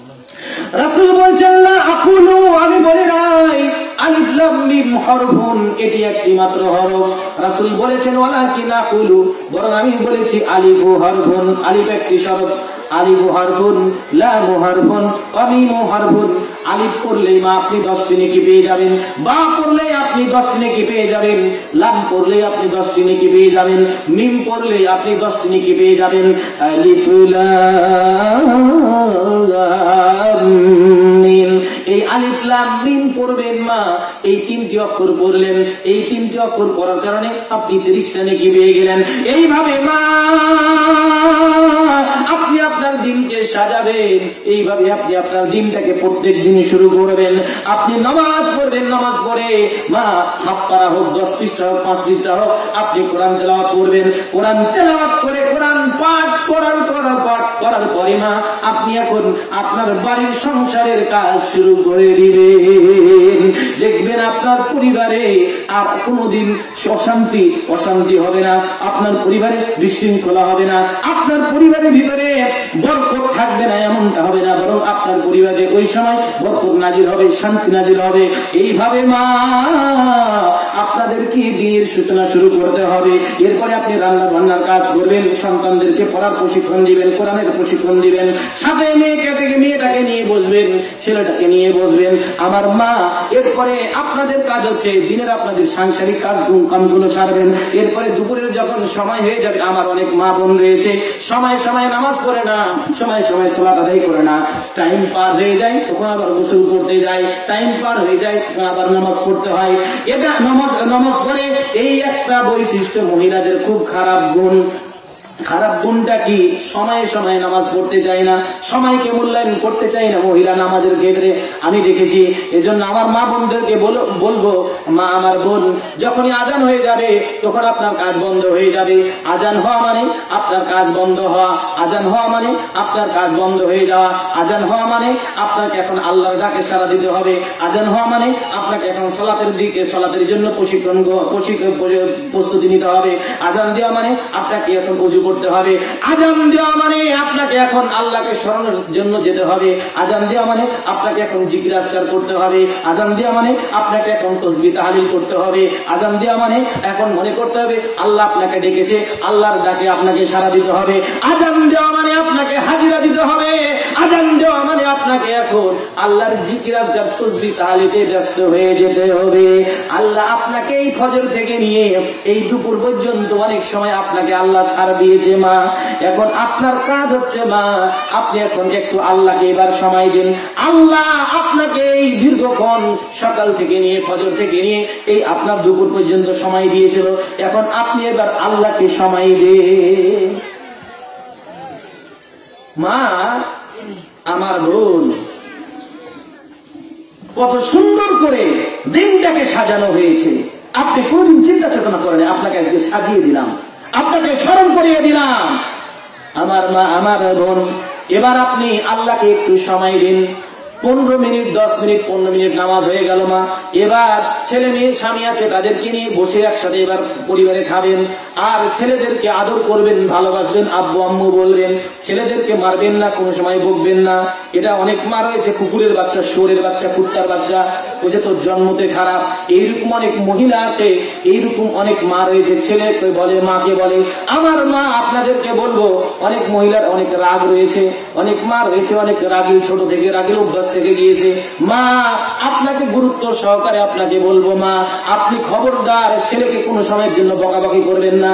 শুয়ারের বাচ্চা, কুত্তারের বাচ্চা, জানোয়ারের বাচ্চা, বলে যে তোর জন্মতে খারাপ, তোর বাপের চোদা খারাপ, এরকম অনেক ভাষা ব্যবহার করে অনেক মহিলা আছে। এই কথা তোর বংশ খারাপ, তোর 14 গোষ্ঠী খারাপ, এইভাবে অনেক মহিলা আছে বলে। মা আপনি কি চিন্তা করেছেন, আপনি যে এই ভাষাটা ব্যবহার করছেন সন্তানকে, এই সন্তানের উপর এটা প্রভাব ফেলে, সন্তানের ব্রেনকে প্রভাব ফেলে।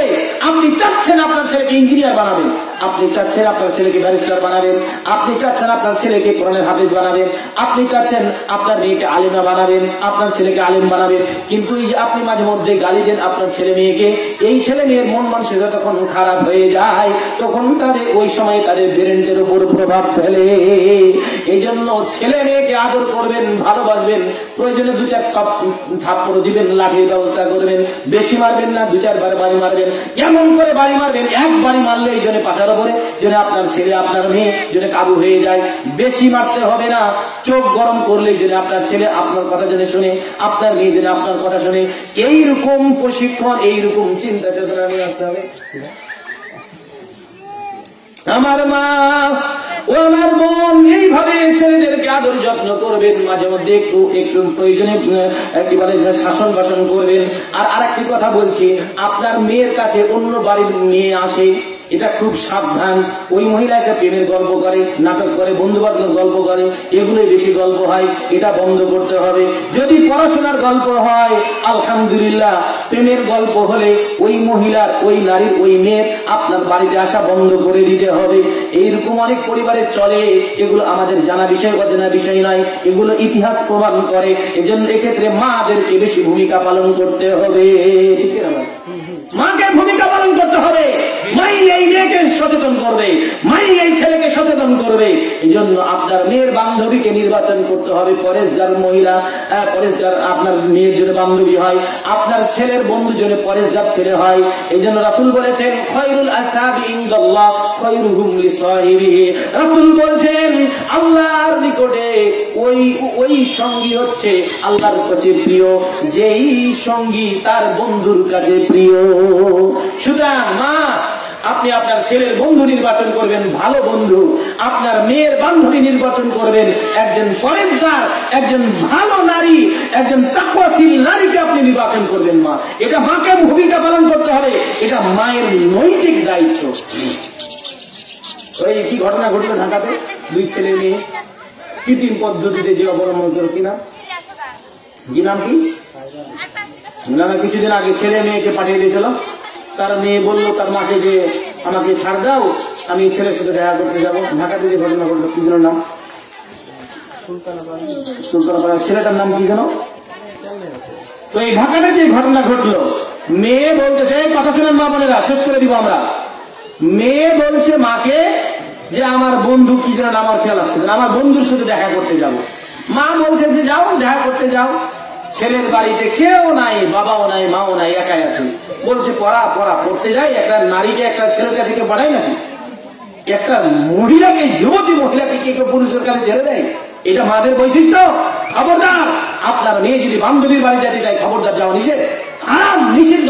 রাসূল বলেছেন কোন নারী, রাসূল বলেছেন কোন মহিলা মাহরাম পুরুষ ছাড়া বাড়ি থেকে বের হবে না। আর আপনার মেয়েটাকে আপনি ছেড়ে দিচ্ছেন মানে আরেকজনের বাড়িতে যেতে, বন্ধুদের বাড়িতে যেতে। খবরদার, নিত বন্ধুর বাড়িতে যাবে না, বন্ধুদের সাথে আড্ডা মারতে যাবে না। এই মাকে তো ভূমিকা পালন করতে হবে। কথা শুনবে না মানে লাঠি ব্যবহার করতে হবে। কথা শুনবে না মানে বলেন কি আপনি? আমার মা, খবরদার, ওই জন্মবার্ষিকী আপনার মেয়ের বান্ধবী পালন করতেছে, আপনার ছেলের খবরদার পাঠাবেন না। ছেলেকেও পাঠাবেন না, মেয়েকেও পাঠাবেন না। ওখানে গেলেও কম কাম হবে। ওখানে জানেন না আপনি, দুইজন একসাথে ছেলে নিয়ে থাকা মানে শয়তান ওখানে জড়িত হবে। এই ভূমিকা পালন করতে হবে মাকে, সবচাইতে বড় ভূমিকা পালন করতে হবে। যারা এরকম ভূমিকা পালন করেছে তাদের ছেলে মেয়ে আলহামদুলিল্লাহ, ইতিহাস প্রমাণ করছে তারা সাকসেস হয়েছে। আলহামদুলিল্লাহ। আমার মা, আমার বোন, এইভাবে আপনি পরিবারকে সাজান। দুপুরে নামাজ হলো, খাওয়া দাওয়া হলো, এবার একটু রেস্ট নেবেন। আসরের নামাজ পড়ার পরে আপনি এবারে ছেলেদেরকে সময় দিবেন। ছেলেরা মেয়েদেরকে একটু পড়াশোনা করে তাদেরকে খেলাধুলার ব্যবস্থা করে দিবেন। আমার মা, মাগরিব হলো, ও মা, গুরুত্বপূর্ণ কথা, মাগরিব হলো, মাগরিব হলো, ওই সময় আপনার ছেলে কোথায়, আপনার ওই মেয়েটা কোথায়, আপনাকে ভূমিকা পালন করতে হবে। মাগরিব হলো, নামাজ পড়ে লাঠি নিয়ে বসে থাকবেন যে মাগরিবের পরে জন্য তোমাকে আর দোকানপাটে আড্ডা মারতে না দেখি। মা ভূমিকা পালন করবে। মাগরিবের নামাজের পরে ওই সন্তান এখন বাড়িতে চলে আসবে, সন্তান বাড়িতে আসবে, মেয়ে তো মাগরিবের আগেই বাড়িতে ঢুকবে। এই ভূমিকা পালন করবে একজন মা। মাকে এই ভূমিকা পালন করতে হবে। কোন সন্তান, আপনার ছেলে এই 10 বছরের বয়স থেকে নিচে তো যেতে পারবেই না। 10 বছরে যাবেন উপরে বয়স, আপনার ছেলের বয়স 15-20 বছর, ওই ছেলে যেন মাগরিবের পরে যেন বাইরে যেন অবস্থান না করে। বাইরে অবস্থান করলে লাঠি চার্জ হবে। লাঠি রেডি করে রাখবেন যে বাইরে যদি নামাজের পরে দেখি তাহলে লাঠি ব্যবহার করি তোমার জন্য। এই ভূমিকা পালন করবে একজন মা। আর মেয়ে তো বাড়ি থেকে বের হবেই না মাগরিবের আগে। মাগরিবের আগে সে ঢুকে যাবে, মাগরিবের পর তার কোনো সুযোগই নাই বাইরে বের হওয়ার। এই ভূমিকা পালন করবে একজন মা। আর ছেলের ক্ষেত্রে ভূমিকা পালন করবে একজন মা। লাঠি ব্যবহার হবে ছেলের জন্য। ছেলের জন্য মাগরিবের পরে আর বাইরে বের না হয়। এখন মাগরিব হয়েছে, এখন তাকে কোরআন পড়তে হবে। মাগরিব হয়েছে, 2-4টা হাদিস পড়তে হবে। মাগরিব হয়েছে, তার লেখাপড়া শুরু হবে। লেখাপড়াকে মা এখন সময় দিয়েছে। মায়ের অন্য কোনো কাজ নাই, মা এখন সময় দিবে সন্তানকে, ছেলেকে সময় দিবে। ওই ছেলে যেন মাগরিবের পরে ইশার আজান হবে, আপনি ছেলেকে ছেড়ে দেন। নামাজ পড়ার পরে ওই ছেলে যেন বাইরে আর অবস্থান না করে। এই ভূমিকাগুলো পালন করবে একজন মা, একজন বাবা। আল্লাহ রাব্বুল আলামিন বলছেন, ইয়া বুনাইয়া আকিমিস সালাতা ওয়া আমুর বিল মা'রুফ ওয়া নাহা আনিল মুনকার واصبر على ما أصابك إن ذلك من عزم الأمور। আমার মা, বলছেন পবিত্র কোরআনে, একজন মা একজন বাবা কিভাবে সন্তানদেরকে বলবে, আপনি আপনার মেয়েকে, আপনি আপনার ছেলেকে বলবেন, ইয়া বুনাইয়া, ও আমার বৎস, আমার বাবা, আকিমিস সালাত, সালাত আদায় করো, ওয়া আমুর বিল মারুফ, মানুষদেরকে ভালো কাজের আদেশ দাও, ওয়া নাহি আনিল মুনকার, মানুষদেরকে অসৎ কাজ থেকে বাধা প্রদান করো। মা এই ভূমিকা পালন করবে।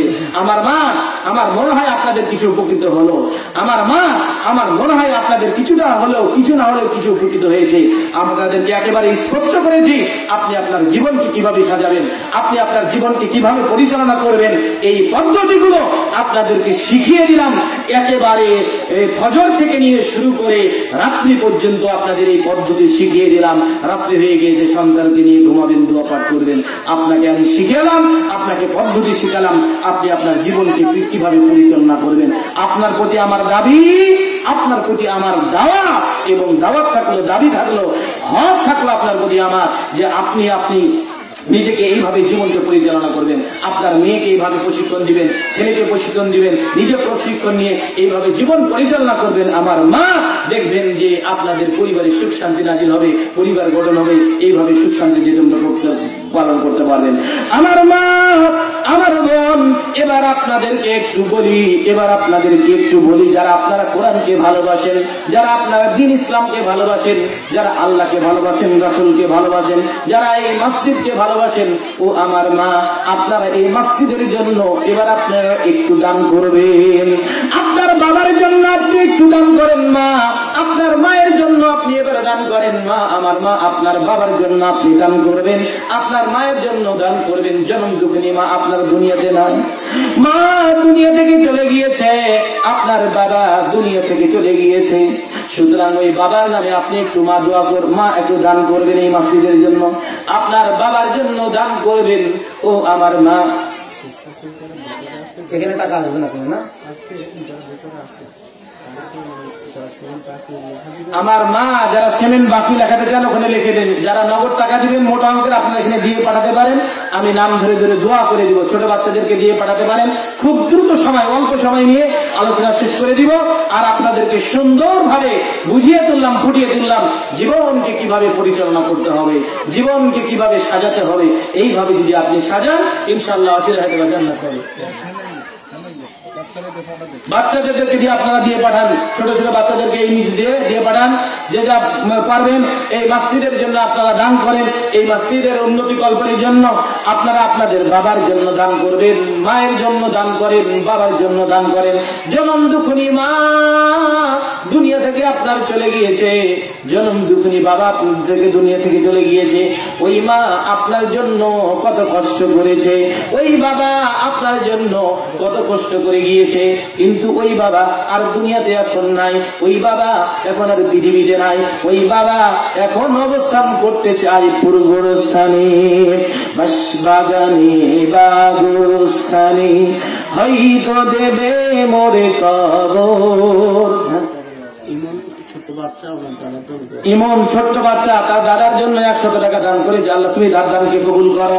আরেকজন ব্যক্তি 50 টাকা দান করেছে, আল্লাহ তুমি কবুল করো। একজন মহিলা তার মেয়ের জন্য 200 টাকা দান করেছে, তার মেয়ে মারা গিয়েছে। আমরা তার মায়ের, তার মেয়ের জন্য দোয়া করি, এই দানের বদলে তার মেয়ের কবর আযাবকে, কবরের পাপকে, কবরের আযাবকে আল্লাহ তাআলা ক্ষমা করে দিবেন। আল্লাহুম্মা আমিন।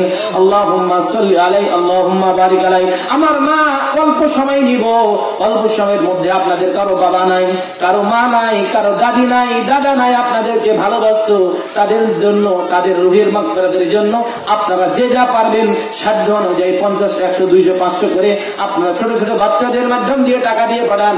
আপনাদের বাবার জন্য আমি দোয়া করব, আপনার মায়ের জন্য দোয়া করব, আপনার দাদার জন্য আমি দোয়া করে দিব, আপনার দাদির জন্য দোয়া করে দিব। আমার মা, আমার বোন, অনেক মহিলা আছে এই গ্রামে, অনেক ঘনত্বশীল মহিলা আছে, অনেক আমার মা আছে, বোন আছে। ও মা, আপনি আপনার কারোর জন্য দান না করলেন মা, আপনাকে আর একটা পদ্ধতি শিখাই, আপনি নিজের জন্য একটু স্বার্থপর হন, আপনি নিজের জন্য একটু স্বার্থপর হয়ে মা আপনি আপনার নিজের জন্য কিছু দান করেন। এই দান করলে মা এটা আপনার থেকে যাবে, দান করলে আপনি সব পাবেন, দান করলে আপনি নেকি পাবেন। মা এই দান আপনাকে করতে হবে, রাসূল বলছেন আমি জান্নাতের নিদর্শন দেখতে গেলাম, জান্নাতের নিদর্শন দেখতে গেলাম, জাহান্নামের নিদর্শন দেখতে গেলাম। জাহান্নামের নিদর্শন দেখতে গিয়ে আমি দেখলাম জাহান্নামে নারী আর নারী, নারী আর নারী, মহিলা আর মহিলা। আপনাদের খতিব সাহেব শেখ আরিফুল ইসলাম তিনি এই বিষয়ে আলোচনা করেছেন। আমি আরেকটু স্পষ্ট করি, আপনাদের খতিব সাহেব সুন্দর গুরুত্বপূর্ণ আলোচনা রেখেছেন মা বোনদের জন্য, মা বোনদের জন্য নসিহত করেছেন। আলহামদুলিল্লাহ। সিয়াম ভাই নাকি ভাই আপনার নাম? ভাই সনি ভাই, সনি 32 টাকা কিছু সংখ্যক টাকা দান করেছে। আমরা সনি ভাইয়ের জন্য দোয়াই। ভাই আপনি 32 টাকা, আপনার বাবা কলেজের মাস্টার, আপনার মা কলেজের মাস্টার। আলহামদুলিল্লাহ। এই যদি সনি ভাই 32 টাকা দান করলে কাজ হবে। ওনার বাবা কলেজের টিচার, ওনার মা আমি জানি স্কুলের টিচার। বেশি দান করতে হবে সনি ভাইকে। আলহামদুলিল্লাহ। তাও যে দিয়েছে সনি ভাই, আমরা তার জন্য দোয়া করি, আমরা তার জন্য দোয়া করি। আল্লাহ এই টাকার, অল্প টাকার বিনিময়ে আল্লাহ রাব্বুল আলামিন যেন তার পরীক্ষার রেজাল্ট ভালো করবে। আল্লাহুম্মা আমিন। আমার মা বোন কেউ উঠবেন না, আমরা নির্দিষ্ট সময়ে শেষ করবো, দোয়া করে উঠবো। কেউ উঠবেন না, দোয়া নিয়ে যান, দোয়া নিয়ে যান, খবরদার কেউ উঠবেন না, পরিবেশ নষ্ট করেন না। দাদা দাদির জন্য একজন ব্যক্তি 100 টাকা দান করে দোয়া দিয়েছে। ছোট ছোট বাচ্চাদের হাতে আপনারা টাকা দিয়ে পাঠান, প্রয়োজনে লেখান।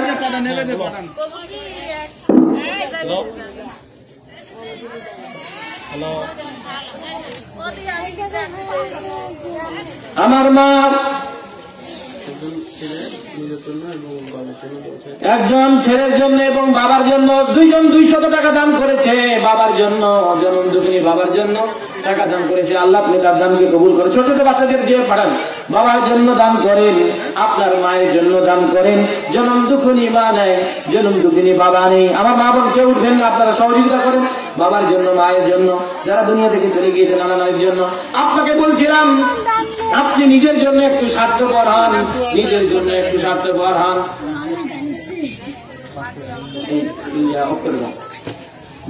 ক্লোজ করে দাও, দেখেছি না, ক্লোজ করো, নষ্ট না হয়। আর একজন ব্যক্তি 100 টাকা দান করেছে।